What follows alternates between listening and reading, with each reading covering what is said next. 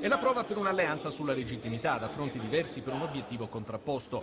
Dottor Meloni difende quella del suo referendum sull'indipendenza. Le province contestano la consultazione del 6 maggio. Meloni arriva a Palazzo Reggio con i suoi ministri di Maluentu. Le province preparano l'attacco contro la soppressione. Chiederemo al governo di impugnarla alla Corte Costituzionale e poi complessivamente abbiamo dimostrato che il vero costo della politica non è la provincia. Gli enti intermedi confermano l'apertura alle riforme. Difendiamo i diritti di chi ha votato, dicono presidenti e consiglieri. E sì a un assetto ripensato e concordato con la Regione. Però esiste anche un atteggiamento assolutamente incomprensibile del Presidente della Regione, che continua a dire di avere le soluzioni in tasca e viceversa non ha la più pallida idea di dove ha cacciato la Sardegna con questo referendum illegittimo e inopportuno.